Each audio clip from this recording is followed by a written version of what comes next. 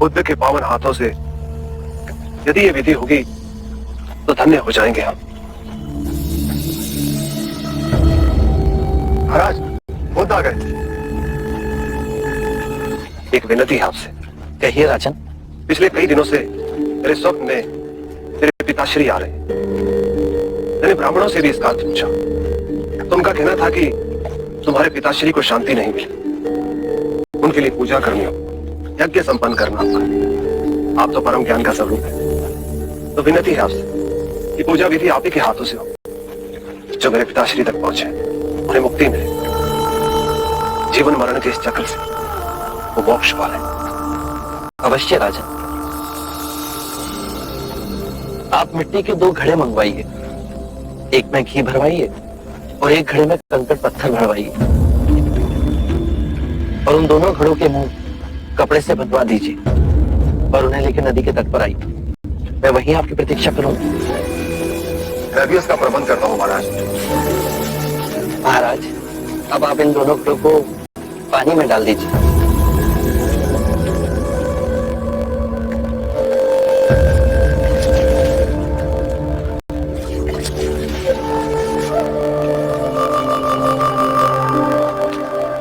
महाराज, अब इन दोनों घड़ों को आप तोड़ दीजिए।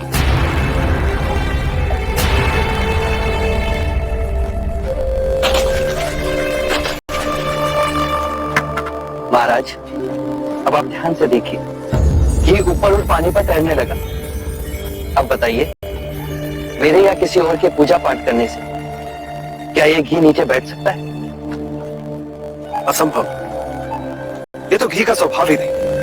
सत्य कहा आपने। उसी प्रकार किसी भी पूजा पाठ, विधि विधान, कर्म कांड के द्वारा पानी के अंदर डूबे हुए कंकड़ पत्थर क्या ऊपर आ तैर सकते हैं? नहीं बुद्ध, ये तो प्रकृति के नियम के विरुद्ध है। तो हम प्रकृति से भिन्न कैसे हो? हम भी तो प्रकृति का ही रूप है।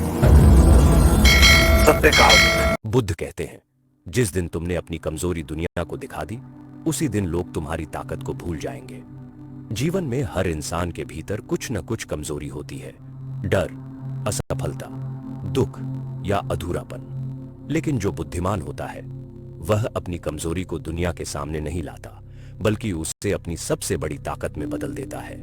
एक बार एक भिक्षु बुद्ध के पास आया और बोला, भगवान, लोग मेरी बातों का मजाक उड़ाते हैं, मुझे गंभीरता से नहीं लेते। बुद्ध मुस्कुराए और बोले, क्या तुमने कभी उन्हें अपनी कमजोरी दिखाई है? भिक्षु बोला, हां, मैंने बताया कि मैं असुरक्षित महसूस करता हूं, मैं कमजोर हूं। बुद्ध बोले, यही गलती हुई। संसार उस पेड़ की तरह है जो तूफान में झुकते हुए डालों को तोड़ देता है, लेकिन जो दृढ़ खड़ा रहता है उसे सम्मान देता है। बुद्ध ने कहा, दुनिया को यह दिखाओ कि तुम संघर्ष कर रहे हो, लेकिन कभी यह मत दिखाओ कि तुम टूट चुके हो, क्योंकि लोग तुम्हारी कमजोरी का सहारा नहीं बनेंगे, बल्कि उसी का इस्तेमाल तुम्हें और गिराने में करेंगे। उन्होंने आगे कहा, अपनी कमजोरी को भीतर रखो और उस पर काम करो। जिस दिन तुम अपनी कमजोरियों को समझकर उन्हें सुधार लोगे, उसी दिन तुम्हारे पास ऐसी ताकत होगी जिसे कोई नहीं तोड़ पाएगा। भिक्षु ने पूछा, लेकिन प्रभु, क्या अपनी कमजोरी छिपाना झूठ नहीं है?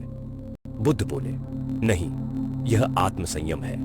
झूठ वह होता है जब तुम किसी और को धोखा देते हो, पर जब तुम अपनी कमजोरी पर काम करते हुए उसे भीतर रखते हो तो यह तुम्हारे आत्मबल का प्रमाण है।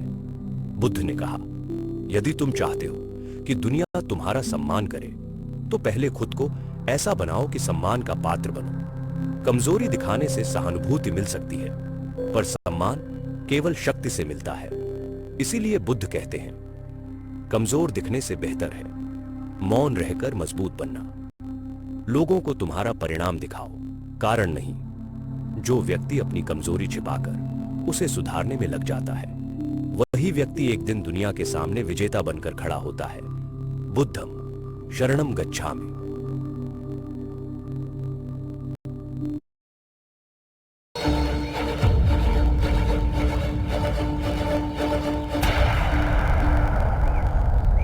राजगृह वालों ने भिक्षा नहीं दी। गुरुवर, हम यहां से किसी और स्थान पर नहीं जा सकते। अवश्य जा सकते हैं, पर जो तुम्हें यहाँ अशांत कर रहा है वो किसी दूसरे स्थान पर भी अशांत करेगा। नहीं गुरुवर, यहाँ के लोग हमारा अपमान करते हैं, हमारा उपहास करते हैं, ताने मारते हैं। और तुम्हें क्रोध आता है। यदि यही लोग तुम्हारे पथ पर फूलों की पंखुड़ियां बिछाएंगे तो तुम्हें प्रसन्नता होगी। अर्थात तुमने अपनी शांति की कुंजी को दूसरों के हाथों में सौंप दी है। बाहर की बात तुम्हें विचलित भी कर सकती है और तुम्हें प्रसन्न भी कर सकती है।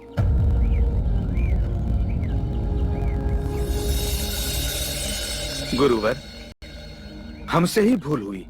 यदि बाहर के कारण दुख और क्रोध हमारे मन में है तो हमने ही मन से आपके संदेश को ग्रहण नहीं किया है।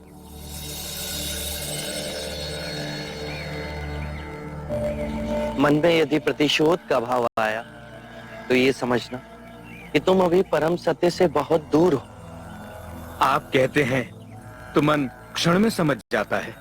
एक बात हमेशा याद रखना कि कोई भी नई बात लोग आसानी से ग्रहण नहीं करते। तुम उनकी सदियों पुरानी धारणाओं को तोड़ रहे हो। वो तुमसे प्रेम नहीं करेंगे। पहले पहले वो तुम्हारा उपहास करेंगे, फिर हिंसक होंगे, फिर तुम्हारी उपेक्षा करेंगे, फिर तुम्हें स्वीकार करेंगे। ये परिवर्तन तुम स्वयं देखोगे। बस अपना धैर्य और सहनशीलता ना छोड़ना। आप इस ओर से आ रहे हैं मुनिवर? इस ओर से आपने इसी लड़की को भागते देखा है? नहीं तो क्यों? डायन है। कल रात उसने मदिरा पिला हम तीनों को बेइज्जत कर दिया। सुबह जब आंख खुली तो देखा हमारा सारा धन लूट के ले गई बिना कारण। मुनिवर, हम उसे आनंद प्रमोद के लिए वाराणसी ले जा रहे थे। उसने आप सबका बोझ कम कर दिया, पर आप अब तक उसका बोझ उठाए घूम रहे हैं। आप हमारा उपहास कर रहे हैं। उस लड़की से कहीं अधिक चिंतित हम अपने मूल्यवान आभूषणों के लिए हैं। जो लुट गया वो मिलेगा तो नहीं। अरे इतना धन था कि आपने कभी देखा भी नहीं होगा। कि उस नारे के पीछे हम मतवाले हो गए। उसके सौंदर्य ने हमें लूट लिया। अन्यथा ऐसा कदापि ना होता। तो आप सबको अब भी लूट रही है। धन उसने तुम्हारे बीते काल में चुराया, पर वो तुम्हारा वर्तमान भी लूट रही है। लड़की इस समय तुम्हारे लिए इतनी व्यथित है जितने कि तुम इस समय उसके लिए व्यथित हो। भला वो क्यों व्यथित होगी? तो फिर आप क्यों व्यथित हो रहे हो? जो लुटा वो भूतकाल में लुटा। उसे पकड़कर जो दंड दोगे वो भविष्य काल में होगा। तुम्हारा वर्तमान अभी इसी क्षण तुम्हारे साथ है। भूतकाल का बोझा उठा उस भविष्य को बदलने का प्रयत्न कर रहे हो जो अनिश्चित है, और खो रहे हो अपना वर्तमान। बात तो ये सच है। यदि हम इसी क्षण में जिए तो तुम स्वयं को खोज सकोगे, ये समझ सकोगे कि जो तुम्हें दुख दे रहा है वो क्या है। क्या आप अपने आप को जान पाए? और अपने आप को जानने से क्या होगा? अपनी ये बांसुरी दो मित्र।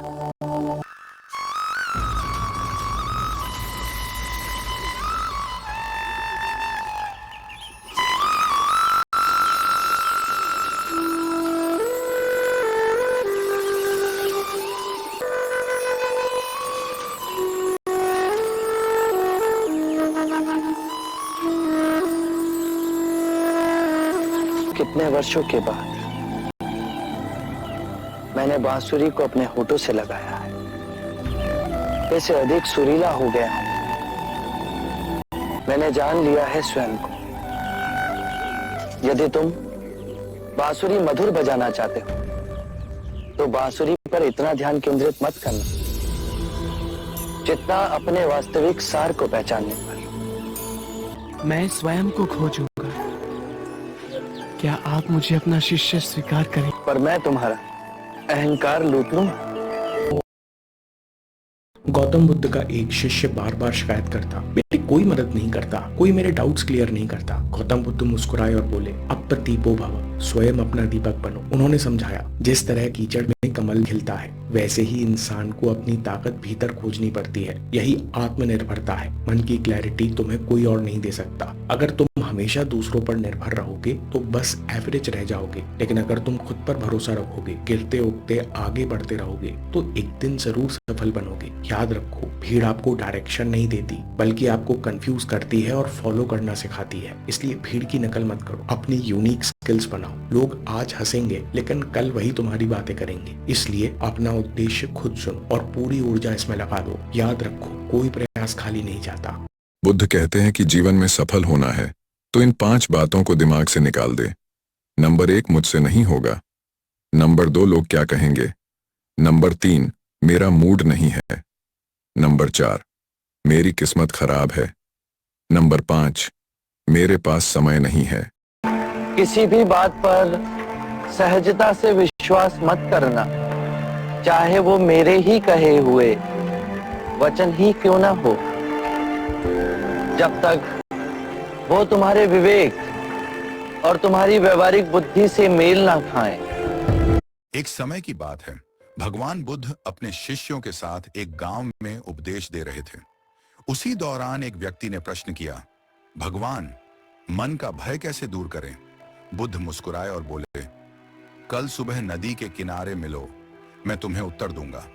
अगली सुबह वह व्यक्ति नदी किनारे पहुंचा। बुद्ध ने उसे एक कटोरा दिया और कहा, इस कटोरे को पानी से भरकर लाओ, लेकिन ध्यान रखना, पानी छलके नहीं। वह व्यक्ति बहुत सावधानी से कटोरे को भरकर लाया। बुद्ध ने मुस्कुराते हुए पूछा, जब तुम पानी भर रहे थे तब तुम्हें कोई डर लगा? व्यक्ति ने उत्तर दिया, नहीं, मेरा पूरा ध्यान पानी को छलकने से बचाने में था, इसलिए मुझे किसी डर का अनुभव नहीं हुआ। बुद्ध ने समझाया, जिस प्रकार तुम्हारा ध्यान कटोरे में था और तुम्हें डर नहीं लगा, उसी प्रकार यदि तुम अपने मन को सकारात्मक विचारों, अच्छे कार्यों और ध्यान में लगाओगे तो भय स्वतः ही दूर हो जाएगा। एक समय की बात है, बुद्ध के पास एक युवा भिक्षु आया जो बहुत ही बेचैन और परेशान था। वह बार बार अपने साथियों के साथ झगड़ता था और हमेशा दूसरों की कमियों पर ध्यान देता था। उसने बुद्ध से कहा, भगवान, मैं बहुत परेशान हूँ, मैं अकेले रहने से डरता हूँ, लेकिन जब भी मैं दूसरों के साथ होता हूँ तो झगड़े और विवाद बढ़ जाते हैं, मैं क्या करूं? बुद्ध ने युवा भिक्षु से कहा, जब हम दूसरों के साथ होते हैं तो हमारा मन अक्सर बाहरी चीजों में उलझ जाता है, लेकिन जब हम अकेले होते हैं तो हमें अपने भीतर झांकने का मौका मिलता है। हमें अपने मन को समझने का, उसे सुधारने का और सच्ची शांति तथा संतोष का अनुभव करने का अवसर मिलता है। युवा भिक्षु ने यह सुनकर अपनी बेचैनी को शांत किया और अकेले रहने की महत्ता को समझा। उसने अकेले बैठकर ध्यान किया और धीरे धीरे अपने मन की शांति को पाया। नमो बुद्धाय। एक स्त्री अपने क्रोध के कारण बहुत परेशान थी। लोग उससे बात करने में भी घबराते थे। जब उसका क्रोध शांत होता तो उसे बड़ा पछतावा होता था। एक दिन भगवान बुद्ध उस स्त्री के घर आए। स्त्री ने बुद्ध से कहा, तथागत, मैं अपने क्रोध पर काबू न कर पाने के कारण बहुत ही दुखी हूँ। तथागत ने कहा, मेरे पास गुस्से को दूर करने की बहुत अच्छी दवा है। बुद्ध ने एक शीशी में दवा देते हुए स्त्री से कहा, इस दवा को इसी शीशी को मुंह में लगाकर उस समय तक दवा पीती रहना जब तक कि क्रोध दूर न हो जाए। इतना कहकर बुद्ध चले गए। जैसे ही उसे क्रोध आता तो वह शीशी को अपने मुंह में लगा लेती। कुछ दिन बाद जब बुद्ध आए तो स्त्री उनके पैरों में गिर पड़ी। बोली, तथागत, आपने मुझे बचा लिया। ऐसी शर्तियां दवा दी कि मेरा क्रोध जाने कहां गया। बुद्ध ने हंसकर कहा, पगली, शीशी में कुछ नहीं था, पानी था।